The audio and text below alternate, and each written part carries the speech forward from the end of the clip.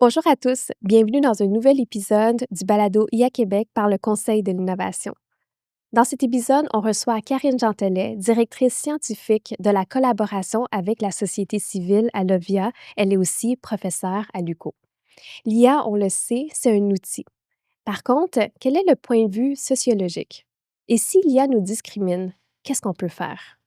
Et finalement, Karine décortique pour nous qu'est-ce que la justice sociale lorsqu'on parle d'intelligence artificielle en nous présentant un exemple concret de la préservation des langues. Encore une fois, vous êtes dans un nouvel épisode du balado IA Québec par le Conseil de l'innovation et notre invitée est Karine Gentelet. Bonne écoute.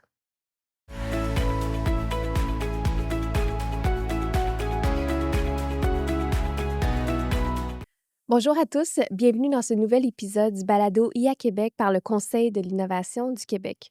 Aujourd'hui, on a l'honneur de recevoir Karine Gentelet, directrice scientifique de la collaboration avec la société civile à l'OVIA et professeure à l'UQO. Karine, merci d'avoir accepté cette invitation. Merci pour l'invitation, je suis ravie d'être là. Donc là, pour le commun des mortels, tu as un très long titre à l'OVIA. Est-ce que tu peux nous parler un peu de ce que ça fait une directrice scientifique de la collaboration avec la société civile?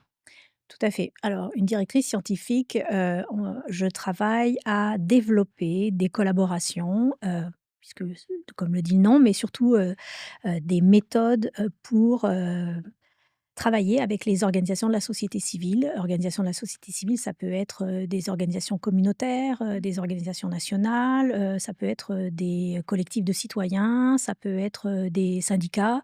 C'est vraiment, tout, la commission des commissions canadiennes, de l'UNESCO par exemple, parce que je travaille, actuellement à développer un projet avec la commission canadienne, mais c'est, des organisations qui sont non gouvernementales, et donc qui ont été identifiées quand on a, pensé, le travail de l'Obvia, qui ont été identifiés comme des acteurs Mhm. importants à inclure dans les réflexions, sur, l'IA, au Québec. Donc, ces gens-là ont une place pour faire entendre leur voix.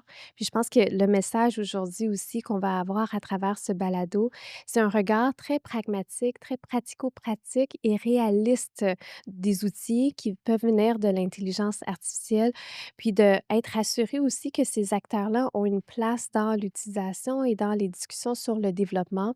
Le fait d'être inclus, en fait en sorte qu'on va réussir à avancer dans une société beaucoup plus intelligente avec la technologie. Tout à fait. Et en fait, ils doivent être inclus parce qu'ils sont concernés. C'était ça aussi. Souvent, on a tendance à penser, bon, bien sûr, c'est développé par, l'industrie. Donc, Oui. l'industrie, effectivement, va être un des premiers acteurs, qui va être impliqué. Ensuite, l'industrie va se tourner vers l'État, Oui. pour, mettre en œuvre un certain nombre, par exemple, d'outils, d'IA, de systèmes d'IA au sein de la fonction publique. Mais ce qu'on s'est aperçu, quand des chercheurs comme moi, notamment, en sciences sociales, mais pas que, réfléchissaient sur les déploiements de l'IA au sein de la société québécoise, c'est que qu'advient-il, des autres acteurs qui justement ne sont pas ni l'industrie, ni, les acteurs publics ou le gouvernement? Comment est-ce que ces acteurs-là pourraient être concernés? Parce qu'ils vont être, on va dire, impactés par ces déploiements, que ce soit de manière positive ou que ce soit de manière négative, mais il va y avoir une conséquence sur leur vie, sur leur façon Mmh. de servir, par exemple, les groupes de citoyens qu'ils vont représenter. Comment est-ce qu'ils pourraient être inclus dans cette réflexion? Parce qu'en fait, les déploiements, c'est une chose et ce qu'on essaye de faire à l'Obvia, c'est de réfléchir à des méthodes de collaboration pour que la réflexion sur les déploiements de l'IA soit Oui, beaucoup plus collective. Et si elle est collective, elle va devenir beaucoup plus pratique, tout à fait. beaucoup plus inclusive et aussi, elle va se faire d'une manière, on va dire, qu'on appelle socialement responsable, Oui. et qui répondent un peu plus aux besoins. Donc pour ça, on a besoin d'engager différents types d'acteurs dans cette réflexion-là. Puis moi, j'étais excitée lorsque tu as accepté l'invitation à venir, sur le balado parce que tu as une vision très pragmatique, qui fait en sorte que tu as déjà dit dans le passé que l'IA, elle est ni totalement bonne, ni totalement mauvaise. Puis elle est pas là non plus comme une entité vivante, mystérieuse, incompréhensible, parce que c'est souvent ce qui est véhiculé aussi dans les médias dernièrement. On a l'impression qu'on flotte, dans une société, qui est regardée constamment par l'intelligence artificielle, puis elle est en train de prendre le dessus sur nous. Mais le fait est que il y a une perception plus réaliste que les citoyens, les gestionnaires, les entrepreneurs peuvent avoir de l'intelligence artificielle? Puis ce serait quoi cette perception réaliste que tu voudrais, parler aujourd'hui? Puis tu voudrais s'assurer qu'à la fin de ce balado, on dit: «Ah, j'ai compris c'est quoi l'intelligence artificielle». J'aimerais ça, que les gens à la fin du balado disent qu'ils ont compris ce que c'était l'intelligence artificielle, mais en fait, quand je dis que l'IA, a été présentée comme magique, c'est pas Oui, juste, vis-à-vis des médias. Je pense que, là, les médias, sont dans une phase où ils font énormément d'éducation et c'est vraiment très, très bien qu'on parle d'IA et qu'on apprenne, une sorte d'éducation, on va dire, collective de ce que c'est l'IA. Mais c'est au départ, l'IA, est vue comme, réglant des problèmes d'efficacité, comme, permettant d'améliorer les choses, de réduire les coûts et peut-être le discours par rapport à cette IA-là a été peut-être enjolivé et il y a comme, dans moi je suis sociologue, hein, donc oui, j'analyse un peu les discours, j'analyse, les rapports de pouvoir et ça a été souvent présenté comme étant, une solution magique et c'est là où je disais: «Ça flotte un peu comme si ça allait régler tous les problèmes. oui, Ce qu'on voit dans la littérature, ce qu'on voit, j'ai des collègues qui font des études où on montre que ça ne règle pas tout, ça se fait à certaines conditions. Et effectivement, l'autre chose que on doit amener dans la discussion, c'est l'IA est une technologie. Comme toute technologie, il y a des bons côtés, il y a des mauvais côtés. Et l'IA est un outil qui, s'il est utilisé avec certaines conditions, peut amener des bénéfices. Maintenant, est-ce qu'on peut s'entendre collectivement pour voir à ce que ces bénéfices-là se font pour le bien commun, pour le bien public? Et c'est ce que tout le monde veut, que ce soit l'industrie, que ce soit les décideurs, que ce soit les différents acteurs, la société civile, tout le monde veut que l'IA serve. Et donc, on doit pousser cette réflexion-là pour avoir un discours qui soit réaliste sur l'IA. oui. Et ça vient avec des conditions. Et mon travail, c'est d'engager le plus possible d'acteurs et de personnes dans la conversation pour qu'on arrive à définir quelles sont les conditions. Parce que pour l'instant, les conditions qui sont amenées, Mmh. on le voit quand on parle aux gens, les gens finissent par avoir peur de l'IA. Oui, Ce tout qui à fait. alors qu'en en fait, l'IA amène des choses effectivement qui sont problématiques, qu'il faut dire, mais amène aussi des choses qui sont bien. Dans le discours, notamment de promouvoir l'IA, justement, c'est ça, on promeut et on laisse peut-être de côté, un certain nombre d'éléments qu'il faudrait peut-être éclaircir et ça finit par avoir, un impact sur les citoyens ou les organisations qui se disent: «Bon, mais il va falloir finalement qu'on lutte contre ça». C'est là Oui. où pour moi il y a un problème, il y a un problème de, où on dit qu'elle est magique cette IA-là Oui, et il faut justement rendre les choses plus pratiques et avoir quelque chose qui soit, heu, réaliste. puis le mot, «l'IA est un outil formidable» revient vraiment souvent. Le formidable, hem, associé à la performance, on va gagner en temps. Mais toi, tu dis quand même qu'il y a des conditions gagnantes qu'il faut adresser en société. Puis ce serait quoi un exemple de conditions gagnantes pour que l'IA puisse être intégrée de façon responsable dans la société? Puis encore une fois, avec un regard pour les entrepreneurs, les dirigeantes, les dirigeantes, tu sais, qui voudraient commencer leur aventure, ils disent: «Mais j'ai aucune idée c'est quoi les conditions gagnantes». Oui. Mmh. Alors, parmi les conditions gagnantes, en fait, il y en a quelques-unes qui sont en train d'émerger. De plus en plus, on est en train de dire qu'il faut inclure les citoyens dans Mmh. la dans l cette réflexion-là de déploiement. Ça, c'est la première des choses. Comment est-ce qu'on fait? J'y reviendrai là-dessus. L'autre chose, c'est en termes de gouvernance de l'IA dans les conditions gagnantes.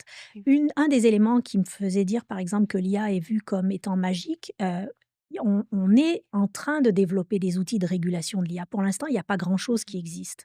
Donc ça, c'est un des éléments. Étant donné les déploiements relativement massifs dans la société, c'est-à-dire ça fait pas très longtemps que c'est déployé Mmh. à si large échelle dans nos vies quotidiennes, il est important qu'il y ait une certaine régulation, qu'il y ait une certaine transparence par rapport à ce qu'on utilise, comment est-ce qu'on l'utilise et des mesures aussi d'imputabilité. Si jamais c'est mal utilisé, mais quels sont les recours? Mmh. Donc ça, c'est une des choses. Comment est-ce qu'on peut le faire? Quand on regarde notamment au niveau du Québec, il y a un certain nombre puis c'est quelque chose, quand on parle avec des représentants des citoyens ou quand on parle avec d'autres organisations qui disent: «Ben, nous, on est déjà sur des tables», par exemple, Oui. des tables de concertation. Est-ce qu'il y aurait moyen qu'il y ait des consultations ou qu'il y ait des discussions par rapport à, tel outil qu'on veut déployer? Actuellement, la discussion se fait à un niveau au sein de l'appareil étatique, mais descend pas forcément au niveau des citoyens. Mmh. Donc cette discussion-là devrait avoir lieu. Est-ce que ce serait par exemple avec les syndicats? Et j'avoue peut-être, je suis d'accord que ce ne sera pas une conversation qui est facile, mais je Oui. pense qu'elle est nécessaire étant donné Mmh. l'impact, notamment quand on pense au secteur de la santé, au secteur de l'éducation, pardon, sur les conséquences que ça peut avoir sur le travail des professeurs, Tout à sur fait. le cheminement des enfants, et cetera. Donc d'impliquer ces acteurs-là sur des tables, ouvrir cette discussion-là. Je pense que donc des tables de concertation, un autre élément certainement qui pourrait être, mis en œuvre, parce qu'on voit beaucoup les citoyens, quand on leur demande, se disent: «OK, l'IA, on ne sait pas tout à fait ce que c'est. Hem, par contre, on aimerait comprendre comment l'IA va impacter nos droits». Parce qu'il y a ça aussi, Mmh. c'est on comprend que ça peut aider l'efficacité administrative, ça peut aider énormément de choses, mais pour nous, concrètement, qu'est-ce que Oui. ça va vouloir dire? Et tout ce volet, d'éducation au droit, de littératie numérique, et donc l'éducation au droit est dans la littératie numérique, est assez importante et de faire des liens, je dirais, entre, hem, les droits du numérique, donc les droits qu'on a et les relier aux droits humains. Actuellement, ça, c'est quelque chose qui manque parce que les gens comprennent vont dire: «OK, si je donne mes données, par exemple, il peut y avoir des enjeux de vie privée, mais qu'est-ce que Mmh. ça voudra dire concrètement et comment est-ce qu'on va devoir mobiliser ça, c'est un peu plus flou. Donc, d'avoir cette éducation au droit et de faire des liens avec, droits humains et droits du numérique. Je voudrais creuser sur le volet droit parce que c'est la première fois qu'on l'entend dans cette série de balados, IA Québec. Puis cette notion de droit, c'est aussi les connaissances qu'on peut avoir, puis on peut aller chercher. Où est-ce qu'on va chercher ces connaissances-là? Dans le quotidien pour dire, ben, je suis au courant qu'il y a des tables de concertation. Je suis au courant que j'ai un mot à dire dans ce qui se fait dans le développement, sociétal en termes d'utilisation de l'intelligence artificielle. Où les gens trouvent cette information? Ça, c'est une bonne question. Justement, c'est quelque chose qui est à faire Mmh. et sur un des éléments, par exemple, je crois que c'est important, si on n'a pas l'information, de poser les questions et vous parliez tout à l'heure, justement des entrepreneurs et comment est-ce qu'on pourrait, commencer cette réflexion sur l'IA pour développer une IA, par exemple, poser des questions quand, on, travaille avec, une firme pour développer sur, est-ce que vous avez fait, est-ce que vous avez surveillé? Par exemple, il existe au Canada un outil pour, vérifier si, l'IA, va à l'encontre des droits Mmh. humains, qui est purement, consultatif, on va dire, mais qui donne quand même une idée, donc de poser des questions par rapport à ça. Est-ce que, quels sont les est-ce qu'il y a des analyses Mmh. d'impact qui ont été faites sur les droits humains? Est-ce que la base de données, par exemple, qu'on utilise, elle d'où est-ce qu'elle vient? Comment est-ce qu'elle a été composée? Ça, ce sont des choses. Je crois aussi que pour les citoyens, citoyennes, c'est important de poser des questions et en posant des questions, on va mettre en place des structures pour avoir des réponses. Parce que pour l'instant, il y a un peu un vide par rapport à Mmh. ces éléments-là, de renforcement. Alors moi, Oui. mon mot là, c'est un mot un peu, compliqué là, mais renforcement des capacités sur Mmh. les droits, c'est quelque chose qui manque actuellement. On a énormément de demandes, de la direction dont j'ai le mandat, mais aussi au niveau de l'OBIA et d'autres organisations qui font des ateliers de littératie numérique, de comprendre Oui. exactement l'impact sur les droits. Il y a un besoin de développer quelque chose, et c'est ça, en posant des questions, je pense que on va se mettre en mode: «OK, est-ce qu'on peut systématiser cette éducation-là? Oui, je comprends. Est-ce qu'on peut arriver à développer des solutions qui répondent aux besoins?» Puis, on reçoit aussi sur le balado, Xavier-Antoine Lalande qui est préfet de la MRC Rivière-du-Nord et maire de Saint-Colomban. Lui, ce qu'il nous partageait, c'est que quand même, au niveau, du Québec, il y a 50 de la population qui est analphabète fonctionnelle. Comment on fait comme analphabète fonctionnel de ne pas se sentir dans une fracture numérique complète, se sentir désabusé? Justement à travers les différents outils. Puis toi, tu parles de justice sociale aussi. Comment se mélange la justice sociale lorsqu'il y a une population qui peut avoir, les effets négatifs de cette fracture numérique?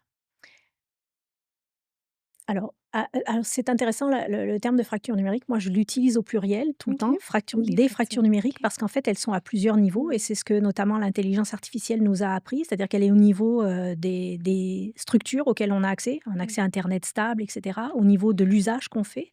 Est-ce qu'on est capable, par exemple, d'aller comprendre, une information qui est partagée sur un site internet? On l'a vu beaucoup, durant la covid, Mmh. où des informations sur les questions de santé, certaines types de populations avaient de la difficulté à comprendre cette information-là. Et l'autre élément, c'est par rapport aux données. Mmh. Et ce qu'on s'aperçoit, c'est que les corpus de données sont déterminants dans la littératie numérique parce que dans les fractures numériques, parce qu'il y a des groupes qui sont soit sous-représentés, Mmh. soit surreprésentés. Et dépendamment de cette sur ou sous-représentation-là, les solutions qui vont être développées ne répondront pas ou alors ils seront encore plus discriminés ou encore plus, on va dire, surreprésentés dans ces solutions-là. Et donc, ça, c'est un des éléments, qui est à prendre en compte. Et c'était quoi le reste de ta question? En fait, comment on peut trouver un peu de clarté, justement? Je vais revenir au volet, tu es un citoyen, tu veux t'impliquer, tu es un entrepreneur, tu veux adopter l'intelligence artificielle, tu es un dirigeant, tu es une dirigeante, mais sachant qu'il y a cette fracture numérique, comment est-ce que tu crées de la clarté pour pouvoir avancer malgré tout? Malgré c'est pas régulé, puis malgré aussi que les gens ne sont pas toujours connaissants des différents droits qu'ils ont. Oui. Alors, par rapport à ça, comme je disais, il y a je trouve personnellement qu'il y a un manquement par rapport à cette éducation-là, mais ce que je vois et on parlait justement, heu, de monsieur Lalande, c'est intéressant parce que, actuellement, le niveau municipal est un des niveaux, on va dire de palier gouvernement qui amène énormément de solutions très Oui. pratiques Mmh. parce que, ils sont très proches des citoyens, connaissent très bien la population, qu'ils desservent et donc sont au courant. Et une des choses qui pourrait être faite, c'est que je sais que l'Union des municipalités est en train de se pencher Mmh. sur, comment est-ce qu'on peut développer des outils d'IA. Et très certainement, c'est un des paliers qui peut-être pourrait apporter des outils pour, réfléchir, développer de l'éducation, développer, des espaces collaboratifs entre les citoyens, chose qui n'est pas forcément, facile, par exemple, pour le gouvernement de faire parce que, il y a peut-être, du fait des échelles de consultation, faire une consultation au niveau du Québec, ce serait peut-être, Oui. trop important, même si je pense que ce Mmh. serait nécessaire, mais certainement que le niveau, municipal, serait un endroit où les entrepreneurs, ou les développeurs, ou les citoyens pourraient aller poser des questions. Ça amène quand même une Mmh. certaine proximité avec la population. J'ai une grande question, surtout pour, les gens qui nous écoutent, qui sont des dirigeantes et dirigeants d'entreprises. On parle de justice sociale. Est-ce que c'est facilement ou quelles sont les actions pour opérationnaliser la justice sociale lorsqu'on commence à adopter l'intelligence artificielle au sein des entreprises? Ouais. Alors, on en parlait tout à l'heure, mais je crois que un des éléments, c'est de se poser des questions et d'être critique par rapport à ce qu'on développe. Et ça fait le lien avec ce que je disais, où on présente souvent l'intelligence artificielle comme magique. Oui. Et de se dire, OK, ça va régler nos problèmes. Peut-être se dire, OK, est-ce qu'on peut regarder quel type de problème ça va régler? Mmh. Déjà, est-ce que ça répond à un besoin? Ça, c'est la première des choses. Donc, d'avoir une approche assez critique par rapport à ça. Et encore là, se poser des questions. D'où viennent les données qu'on utilise? Est-ce qu'il y a moyen, par exemple, d'avoir, si on s'aperçoit que ça va avoir un impact négatif sur un certain groupe de Mmh. population, de changer les choses? Donc de négocier avec le développeur, avec l'entreprise qui va amener cet outil d'IA, de se dire: «Est-ce qu'il y a moyen de faire des itérations? Comment est-ce qu'on peut, auditer, assez régulièrement le système?»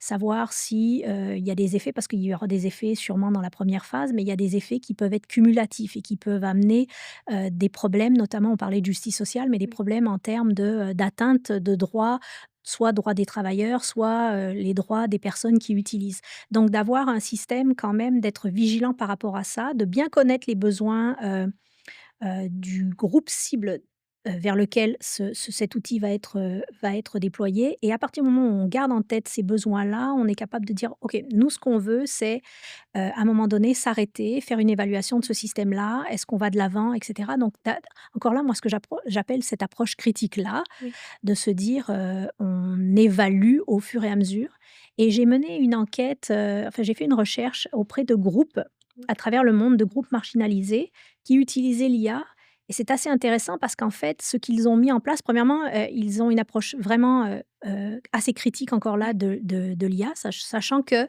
on va l'utiliser que si ça répond à notre besoin et Oui. ils identifient le besoin à l'avance et ensuite dans la méthode de gouvernance, ils négocient d'une manière, horizontale et non Mmh. pas verticale. C'est-à-dire qu'ils ont un contrôle sur l'IA du début de la création du set de données et souvent ils participent à la création du set de données jusqu'à, on va dire, le résultat final et c'est assez intéressant de voir comment, des groupes répondent finalement à leurs besoins. Alors il y a rien de merveilleux là-dedans, Mmh. il y a c'est des processus qui peuvent être, qui des fois posent des problèmes, mais quand même c'est assez intéressant de voir qu'ils réussissent à petite échelle à avoir, un certain Oui. contrôle. Mais dis-moi, Karine, tu sais, dans le domaine de l'entrepreneuriat, parfois, on a l'impression que le niveau, d'avancement de la recherche prend beaucoup de temps, beaucoup de dextérité, beaucoup de réflexion. Mettre en place des communautés, des espaces collaboratifs, ça prend du temps aussi. Mais le tissu entrepreneurial du Québec se fait toujours dire: «Il faut aller plus vite, il faut Oui. aller plus vite». Donc, est-ce qu'il y a une façon de concilier les 2 en disant: «Je peux quand même démarrer mon adoption d'intelligence artificielle, la recherche va m'amener des dispositions, des méthodologies de plus, mais ce message de oui, c'est possible de commencer même si la recherche continue, même si c'est pas tout à fait régulé». Comment est-ce que tu l'articulerais pour que les gens soient pas toujours en attente de savoir ce que la recherche va arriver de nouveau? Puis on sait que la recherche est toujours 5-10 ans d'avance, hein. Mais encore là, je pense que c'est de se dire: «Est-ce que ça répond à un besoin? Mmh. À quel besoin est-ce que ça répond? Et est-ce que là-dedans» parce que une entreprise ou, mais je pense par exemple à des groupes, que j'accompagne actuellement, qui sont de la société civile certes, Mmh. peut-être pas avec un but économique, mais qui se disent: «OK, on a tel besoin et on nos valeurs, c'est ça». Et donc quand ils négocient avec, un développement d'IA, se disent: «On veut que ça reflète nos valeurs» et donc de rester encore là critique par rapport à ce qu'on veut et non Mmh. pas d'acheter une solution parce qu'en fait c'est ça où Mmh. il y a des débordements, c'est Oui. quand on a une solution qui arrive tout clé en main, puis ça peut être ça des fois, mais de rester par rapport à le besoin et la capacité d'évaluer au fur et à mesure, de garder la main mise Oui. là-dessus, je pense que c'est quelque chose qui est très important et c'est vrai que cette injonction d'aller vite, je l'entends et j'entendais le ministre fédéral de Oui. l'IA qui disait: on est en retard, il faut aller vite» et je me disais j'entendais ça à la radio et je me disais: «Oh mais même moi, ça me met mal au ventre Oh! d'angoisse» parce que oui, effectivement, il faut aller vite et je ne sais pas à quel point,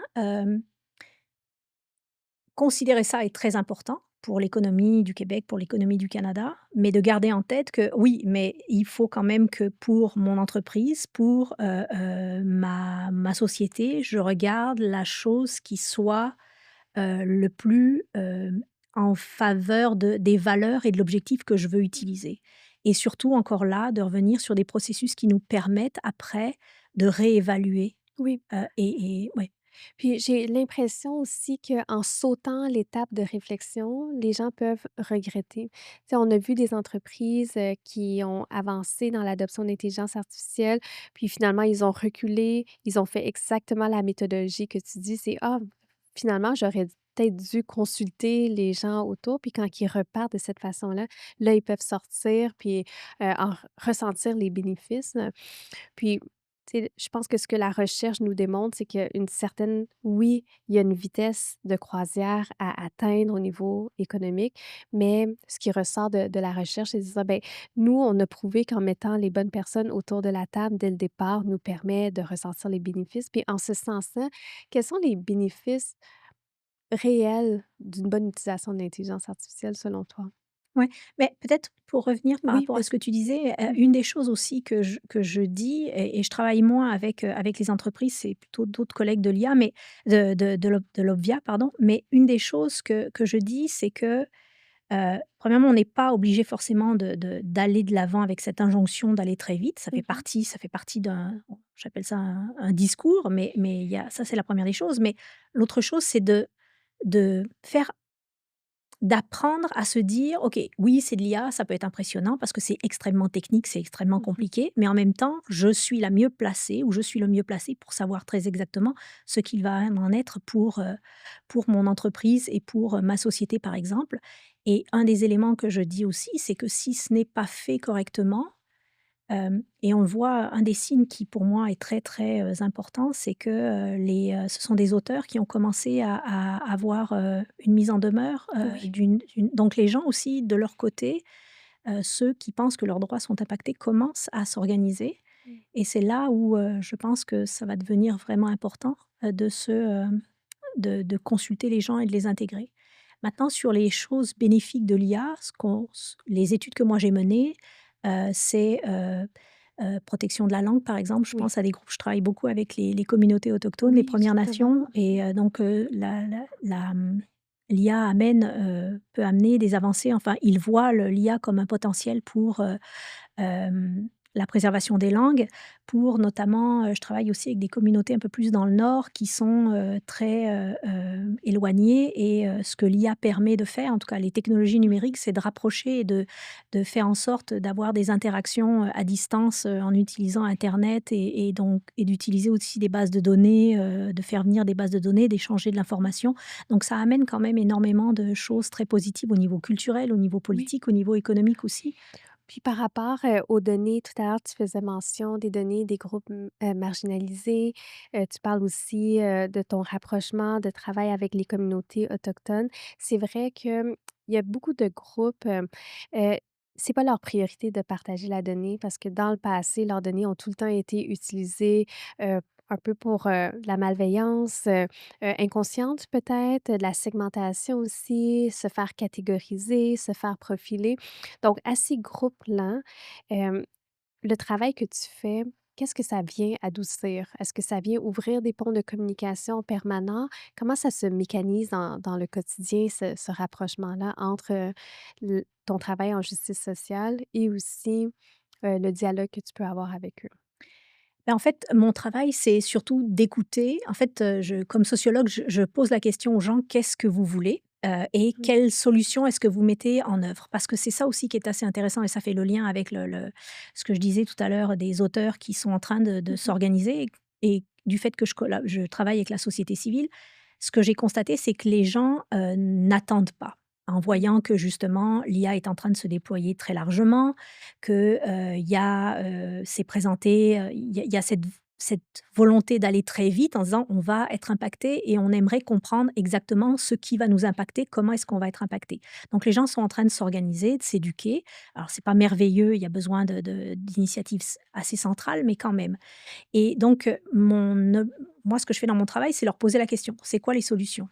Et ce que, les peuples autochtones disent notamment, en disant vous l'avez bien mentionné, on a été, complètement marginalisés, on a utilisé les Mmh. informations, mais on veut que ça se fasse à nos conditions Mmh. et on veut que maîtriser tout déploiement qui seront faits sur nous. Et c'est un peu ce qu'on voit quand on travaille avec la société civile et qu'on leur pose la question. Les gens disent: «Ça va être fait avec nous. On va s'arranger pour que ce soit fait avec nous, selon les conditions et on va essayer de pousser». Et je dis pas ça, j'ai l'air de le présenter comme une menace, c'est pas du tout comme ça, mais les gens sont vraiment c'est comme s'il y avait un mouvement parallèle Mmh. d'organisation, notamment, de se dire: «OK, il y a pas d'espace pour l'instant, on a de la difficulté à trouver de l'information qui soit transparente sur les déploiements de l'IA ou de nous inclure dans la conversation. Donc, on va s'organiser et on va essayer de trouver des solutions pour nous». Et donc, les gens définissent leurs propres conditions de participation. Et notamment en juin dernier a été lancé un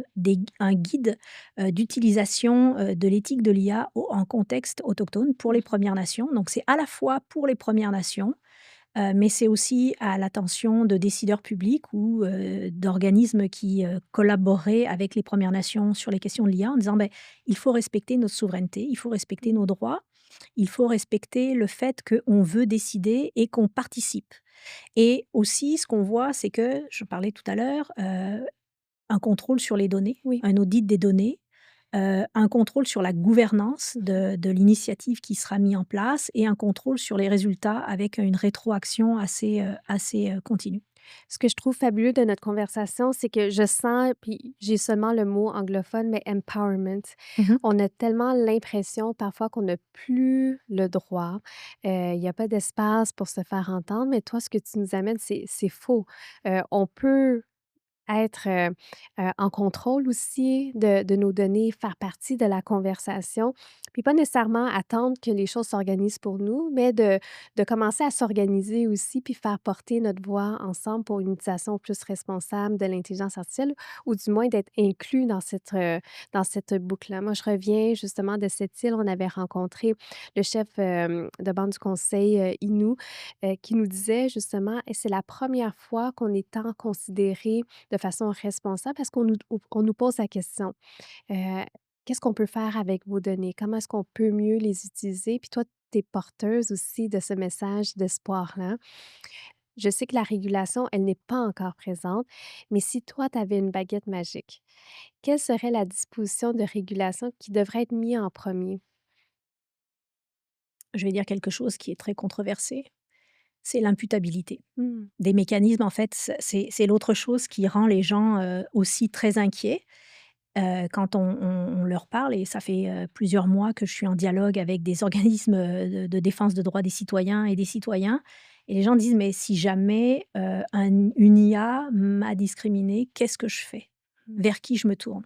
Et actuellement, il y a certes, l'action collective, mais l'action collective, elle est très lourde et quand, vous disiez, par exemple: «Oui, il y a ça qui est en train d'émerger, les gens sont en train de s'organiser», mais c'est quand même très lourd et ça se fait souvent à un prix, je veux dire, ce la mobilisation, a besoin d'être très forte pour qu'elle soit écoutée. Donc, il faut quand même arriver à balancer un peu les choses et qu'il y ait des mécanismes qui viennent aider les gens, qui viennent aider les personnes qui auraient été discriminées.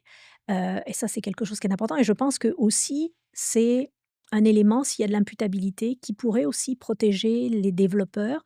J'en parle souvent, j'étais à une rencontre, Ivado, la semaine dernière, puis je parle avec des développeurs des fois et ils disaient: «Mais nous aussi, on a besoin de régulation parce que le poids qui est sur leurs épaules, heu, si l'algorithme, ou l'outil qu'ils ont, fait, a des conséquences négatives ou s'il est utilisé pas de la manière» parce qu'ils disent, par exemple, il y en avait un qui me disait: «Mais moi, j'ai conçu un outil, j'avais fait toutes les vérifications, Mmh. j'avais fait attention, il servait, à un tel usage, on avait essayé de mitiguer le plus possible les incidences sur les droits, mais il n'a pas été utilisé comme il aurait dû être utilisé» et il dit: «Là, je me sens vraiment dépossédé».